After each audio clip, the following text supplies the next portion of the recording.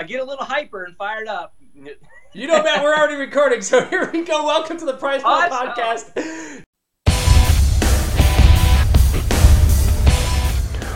Welcome to Price Plow.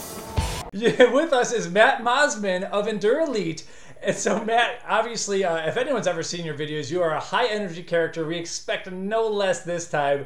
And so you already kicked it off the right way. And so, being that this is your first time on the channel, I'd like you to introduce yourself. You're obviously an endurance phenomenon, let's just say for now. And so there's a few things we'd like to talk about, but first I'd like to introduce you, talk about your background, and then get into, and then maybe we can spin this off in another video, but talk about the stuff, endurance supplements, which is your specialty. So welcome to the show. Thank you. I'm really glad to be here, and you're right. I am an endurance guy. I mean, look at me. I'm practically starving over here. I haven't lifted a weight in like 2 years. So endurance is definitely my specialty. And I tend to have a lot of high energy and get a little bit hyper, but that's just because I care about this stuff. That's awesome. Yeah, it's tough. A lot of people, the longer they get into it, they don't care so much. And that's why you got to be into the things that you love. Oh, that's absolutely. I mean, that shows through really. I mean, apparently when people don't get excited about things, like I hate listening to, podcasts or videos where they get this super bright individual on there, scientists, and they're just like so monotonous and boring. You just like want to bang your head against your desk all day long. I'd rather put some excitement in some things. That's right. And let the record show that Matt does have a beer on YouTube. I do have a beer.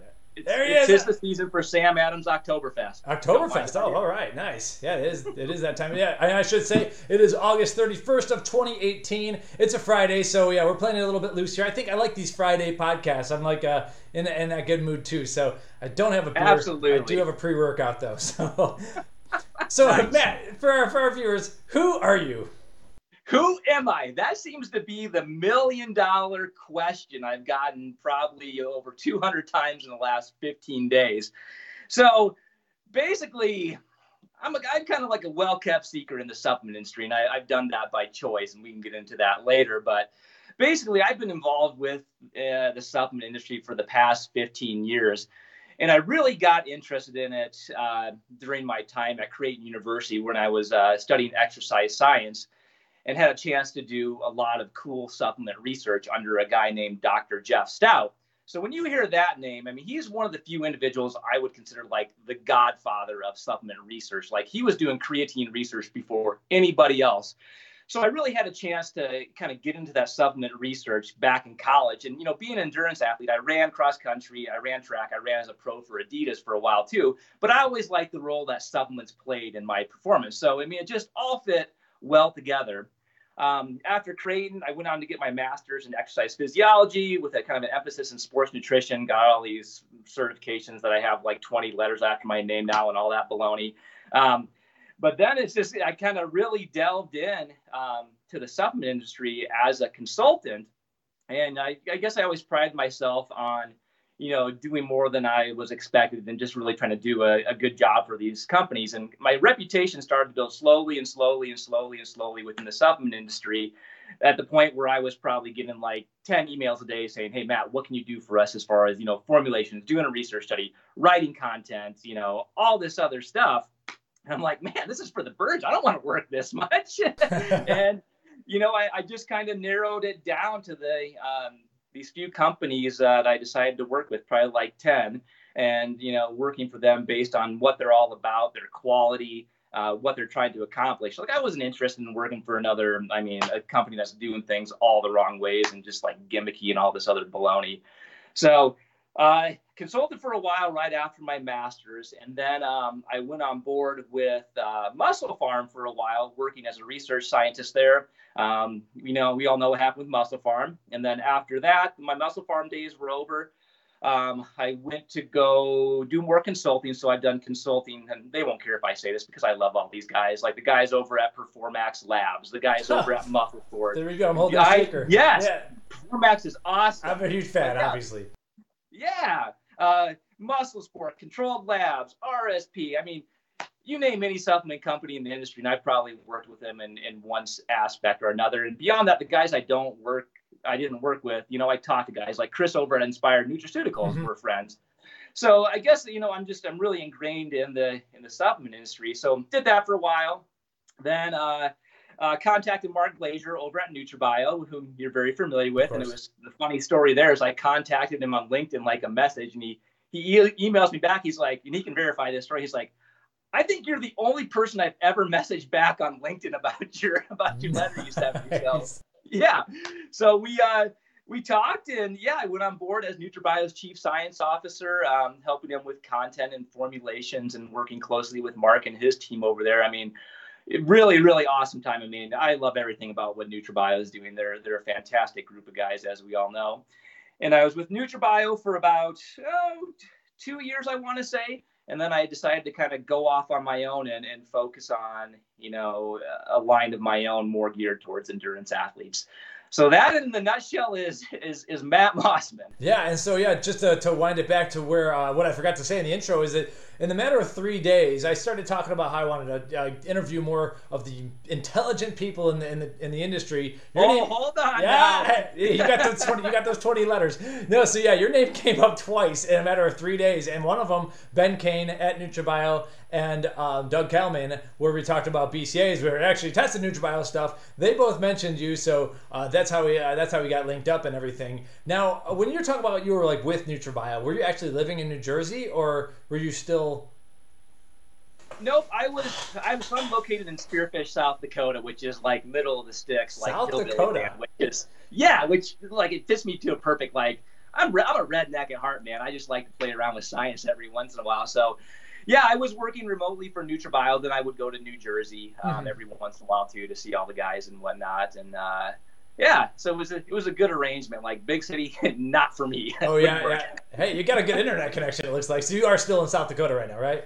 Yeah, I'm still in South Dakota. I just want to like ride my 4-wheeler, shoot my guns, and like do some cool research and write cool things and develop badass supplements. I mean, that's really all I want to do. Hell yeah! So one thing you told me the first time we talked on the phone is that obviously Musclepharm was a wild experience, and there was just money flying around. It was kind of a publicly held company, money all over the place and everything. But one thing that it seemed like you wanted to emphasize is that the research you were doing was like legitimate research. This was not some rinky-dink, stabbing at crap trying to like make something bad happen. You were actually doing some legit stuff with that money, amongst other things with that money, like private jets and all that. But the research, I'd love to hear like what were you working on back then? This was probably around 2010 kind of time.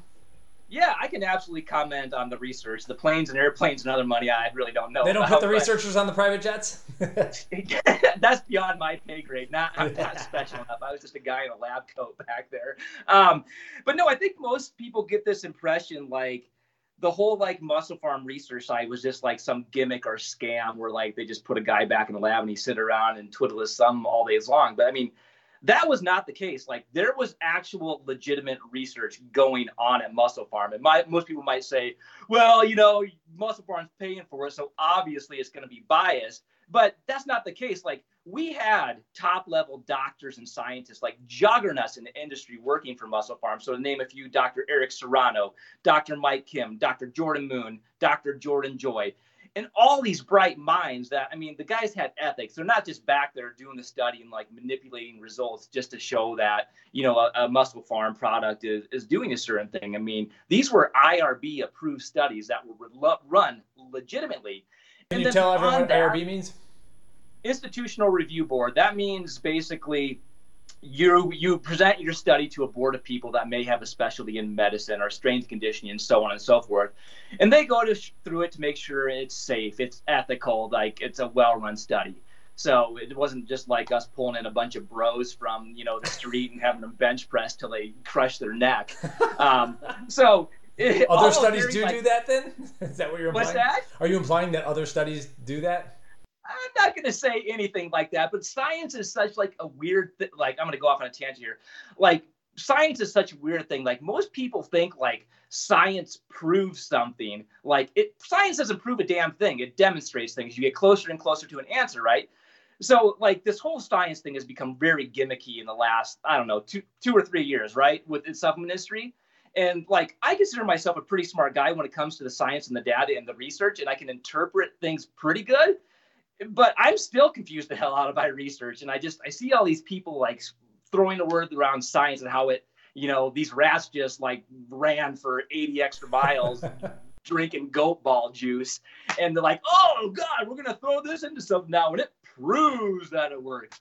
But anyways, off on a tangent, like the Musclepharm Lab, I mean, that place, I mean, easily a $3 to $5 million lab back there. You had metabolic carts, DEXA machines, focus and reaction things, body composition, altitude tents. And then beyond that, like where we did the train studies, like in the gym, I mean, the gym was immaculate.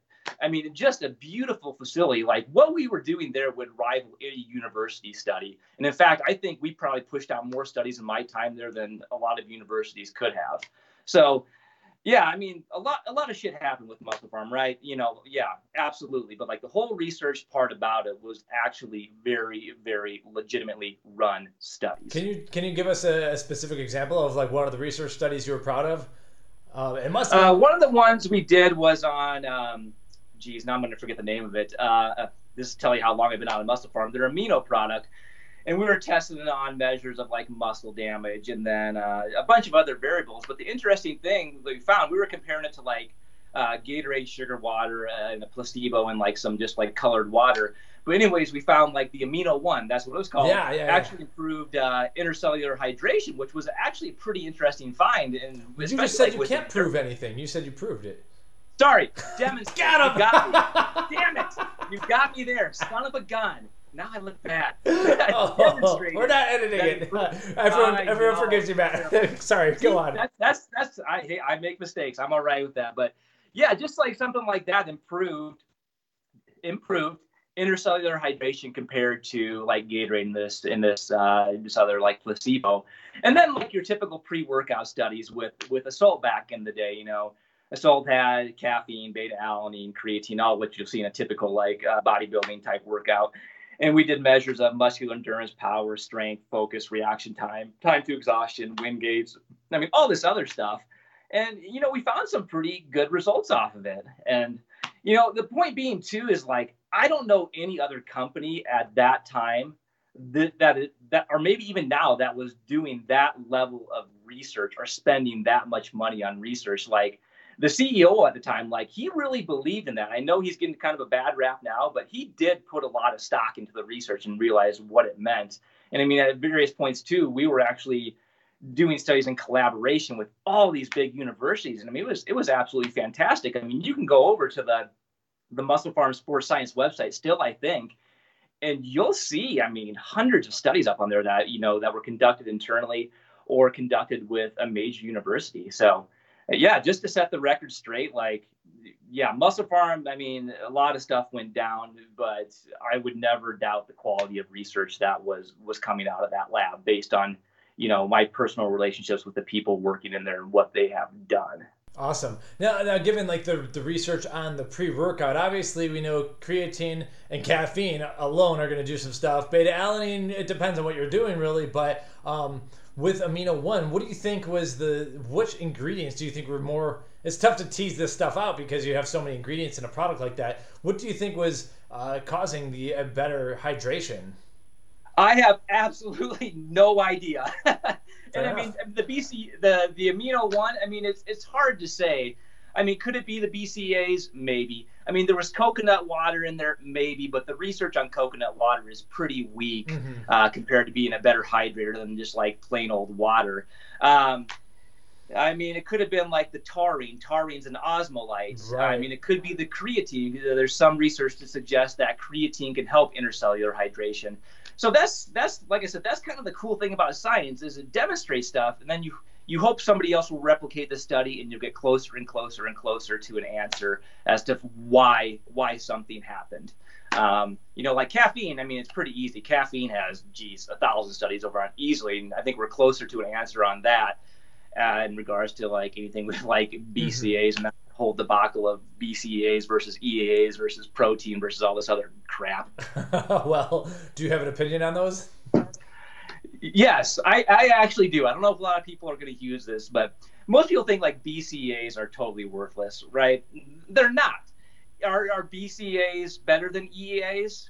Not necessarily. I think they're kind of equal. The thing most people don't realize is like the BCAAs, like leucine acts as the trigger for muscle protein synthesis, right? And more than likely, if you're not fasting, you're going to have enough like building material from the essential amino acid pool in your body that when you take in BCAAs with leucine acting as a trigger, muscle protein synthesis is going to be stimulated. Now, you'll hear too, like, adequate protein, you don't need BCAAs and you don't need EAAs. And you're right. Hey, you don't need any supplements for that matter. You don't have to have them. It's what they are. They supplement the diet.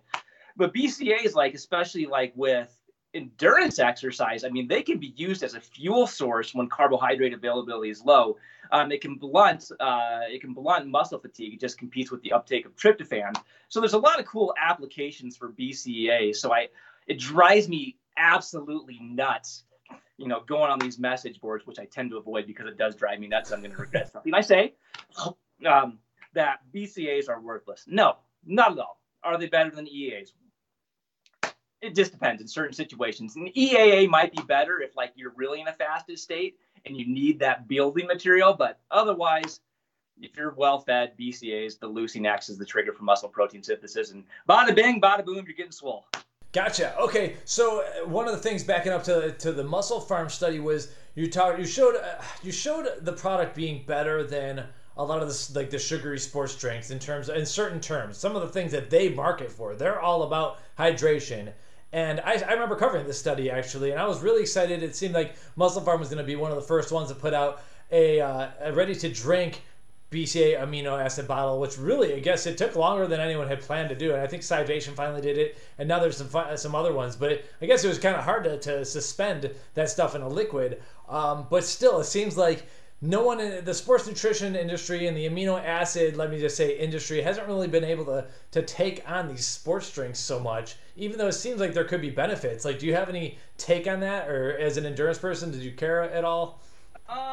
Well, like compared to like why they really, this is just my humble opinion, Yeah. why they haven't caught up to like typical sports drink. I mean, just honestly, look at the marketing power. Like, who owns Gatorade? Pepsi Cola, right? Mm-hmm. I mean, they've been around forever, and their marketing budget is probably $20 bajillion Yeah. compared to like, everybody thinks like these supplement companies are huge, but like in the whole scheme of things, the supplement industry is like a $20 to $30 billion industry from last I heard. And you compare that to like food companies and pharmaceuticals, and that's it. It's freaking peanuts. Mm-hmm. So, I mean, that's one thing, the marketing budget. And then to actually get like an amino type product in mass channels, it's hard. And you're really catering to a targeted demographic, in my opinion. Like, I would say, like, the majority of the population, like, as a whole, doesn't know about amino acids or what the heck they do. They know about protein, and that's why you see protein drinks in the store. But to do, like, a sole amino acid drink as a sports drink, it'd just be a tough sell. And then you're right, like, with the suspension in a liquid, I think it's really, like, I really don't know how long that would really stay good before it got kind of pungent and gross and whatnot. So, somebody could probably speak better to that than me, but that's kind of my guesses as to why like the whole amino acid drinks really haven't caught on. Cool. So we got a lot of NutraBio fans on the channel. Are you willing to talk about, or are you allowed to talk about anything you were doing over there? Yeah, I don't think Mark would mind. Absolutely. Yeah, we're good buddies. We talk every once in a while. So, yeah, with NutraBio, the letter I sent to Mark was like, hey, I've done this in the supplement industry. Like, so you can think of me like as your one-stop shop for the supplement industry. Like, I can do formulations. I can do graphics. I can write content. I'm very well versed on FDA. I can design websites. I'm damn good at that. Yeah, I know Adobe applications. So I think a lot of the draw, like, as far as why people sought me out or I put myself out there, is like, you could call me and I can give you everything you need to start a supplement company in less than 2 days and get you up and running. But yeah, I sent that letter to Mark, and at the time I was like, I liked what he was doing. Like, I basically like sought certain companies out I wanted to work with, and I sent them an email. And I really liked what Mark was doing with like the quality and the transparency. And this was really before I think even NutraBio like really got popular and took off. Mm-hmm. And I just said, hey, I'd like to bring my skills to you. If you see a benefit, to this, I'd like to talk more. And it kind of started out as just like a really loose relationship. I did some content for them, some product write-ups, and things like that to start. And then it evolved to helping with formulations. Like Mark would come up with a formulation, and he'd be like, "Hey, what do you think about this?" And I was like, "Well, you might want to change X, Y, Z. You might want to look at this ingredient. This might work better together." And it was just a good working relationship. But I would say like the main part of my focus, the majority of it was just writing really good quality content that was based on the evidence. But it was spun in a fun way. Like nobody wants to sit down and read a peer-reviewed journal. I mean, God, that's terrible. So taking the evidence, taking the research, making it easy to understand and be fun and entertaining and enjoyable to read, and like giving his consumers some useful information. So if you go on the NutraBio blog now, I think a lot of my articles are still up there. Oh, cool. As far as the content. So that was my kind of main responsibilities at NutraBio. That's awesome. Hey, if nothing else works out, we'll hire you back on as a writer for us as well. And yeah, it seems like content writing is definitely a good entryway into into the industry, as well as being a forum rep. A lot of people came from those angles, and so a lot of people looking to see how you can get in. If you can write, then we can find something for you. And if you're good on video, we can definitely find something for you. But, oh yeah, dude. Here's the thing, like content and like videos, like if you would want to start like a supplement company now, like in the bodybuilding space, I feel like right now, like to be successful, you have to be more than just a good product, man. Like I can copycat anything. Like, I mean, most pre-workouts are the same. So I like the guys like over at like Ghost. Like, yeah, their products are good, but their brand is awesome. Like that's what it's going to be all about. Like here in the next, I don't know, in my opinion, again, the next 10 years, the companies that can build a brand and offer good products on the side are the ones that can be successful. Like on my website, like my content is way more valuable than my products, just because it gets people to the site. It builds consumer confidence and trust. I mean, we have a big family that follows us. And I mean, it's creating that connection, getting the trust and loyalty of the customers, while also offering a good product and whatnot. And I think that's going to really be the ticket. And I only think like with all the companies I've ever worked for, I think I can maybe name like 5 off the top of my head or who are doing that right now. Yeah. Okay. So speaking of your company, then let's talk a little bit about it. So you started EndurElite. Do you have a partner? I think you mentioned Jordan Joy from MusclePharm. You're working with him, right? Correct. Yep. Jordan Joy, I met at MusclePharm. Super bright researcher. The guy is, 26, 27, and he has probably 3 times the amount of publications than guys like 2 or 3 times his age. Nice. So very well. He just got finished his PhD in exercise physiology with sports nutrition. Like super bright guy. Like I don't say that about many people. Like super bright guy, awesome formulator, awesome content writer. I mean, he is a huge asset to like any company. Like, I mean, he could make a call like today and be like, you know what, screw you, Matt, I'm out. I'm gonna go work for somebody else, and they would pick him up. He's like that much of a talent. So. Yeah, he's really the brains of the operation. I'm just the goofy guy that likes to talk on videos. And you're the energy. So what kind of content are you guys covering on your site? I imagine you're catering more towards endurance athletes. Absolutely. Like, so the majority of it, like, I'll probably shoot at least like 3 to 5 videos a week on anything related to endurance training, nutrition, supplementations. I'll chase after like BS fads. Like I did a video on bulletproof coffee that got some people up in arms, and like kombucha and detoxing. So I mean, most of it revolves around like the endurance spectrum, nutrition, supplement, and training. But then sometimes I get a wild hair up my ass and like just get angry about something or something that pisses me off, and then I just do a video on it. Yeah. So yeah, we're pushing out like 3 to 5 videos a week. Jordan's writing about the same as far as content and articles. I mean, we try to cover everything. Like we want to be like the one-stop shop for like information, like good, not just information, but good information on all those kind of topics without the typical like, lose 10 pounds in 2 minutes, or like, put on 8 inches on your chest by doing these exercises and all that crap. Like I have zero interest in doing that. Like I didn't build my reputation on spinning a bunch of bro science, and I don't ever intend to. No, definitely not. Cool. So EndurElite, is this typically, are you doing purely online video marketing? Do you ever go to like any of these races or anything like that, have a booth, or is it? No, I mean, that's kind of in my opinion, again, that's just kind of an antiquated method to do it. Like, I see all my competitors in the endurance space, and they do that. They go to races, they go to booths, but like their online presence, which things are making a shift to, is very weak. So I tend to capitalize on that more. I mean, as far as return on investment, I mean, it's just my time of shooting the video, putting up the content, and it pays off. You know, it pays off a lot better for me than if I were to go to a race or a booth or like a conference or something like that and hand out, you know, samples and whatnot. Like I don't have any interest in that. Gotcha. Okay, so before we spin off to our next video talking about the specific endurance supplements, I'd like to get a little more personal, and a lot of these videos are for my selfish needs as well. But so I used to be more of an endurance athlete than I am now. But you have, I believe, 3 children, right? I have 3 little hell raisers at home. You bet. Exactly. So how in the hell do you do endurance sports when you have kids like that? Like I see guys who are, you know, even when I was training for a sprint triathlon, and I swim all the time and everything, that's easy. But the cycling is like so much time on the road that I did a few of them. I was like, this is just too much. I'd rather just suffer on the bike. And so like, how does someone like yourself who's running a business, 3 children, how do you also be a good endurance athlete, especially because endurance takes forever? Oh, endurance does take forever. And here's the God honest truth. I wake my ass up at 3 a.m. every single morning. I chug a ton of caffeine or pre-workout, and 30 minutes I'm out the door for like a 2-hour run or bike ride or something else. And I get it done.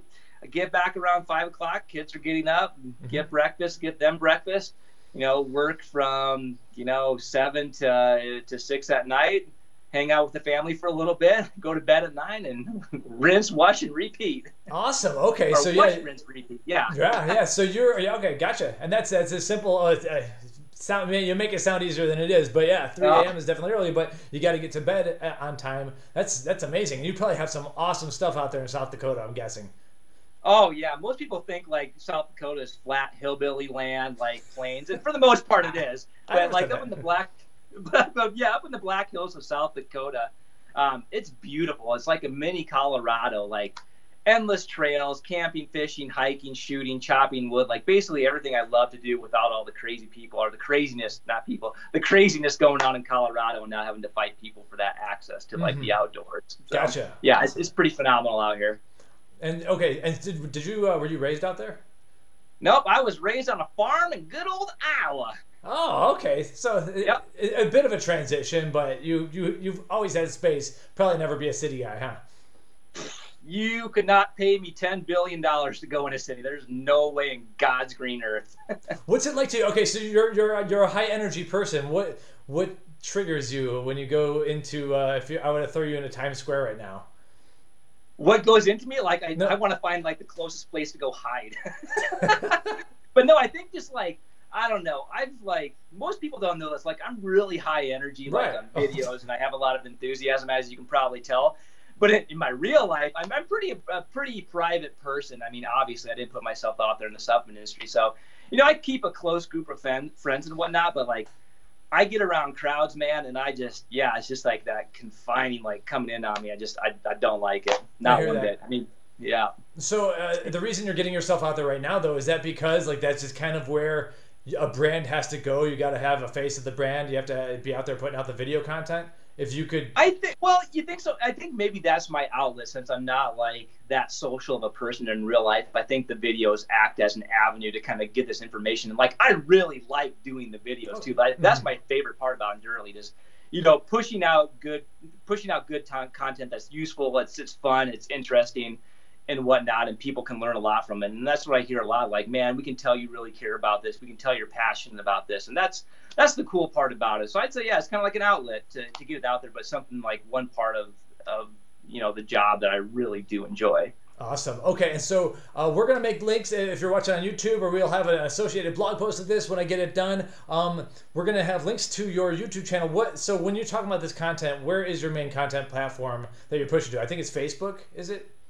Yep. So, I mean, we'll have the EndurElite Facebook channel. All the videos and the content are on the EndurElite website. So it's EndurElite.com. There's a YouTube channel. A lot of content goes on Facebook, Instagram. I mean, we're all over the place. We try to hit all the avenues. Got to. Awesome. Okay, so we'll have links to them. And so if you're watching on YouTube, then well, Matt, thanks so much for joining. If you're watching on YouTube, we're going to cut into another video right now where we're going to talk about the best supplements for endurance athletes. So look for that video as well. And for everyone else listening on audio, well, here we go.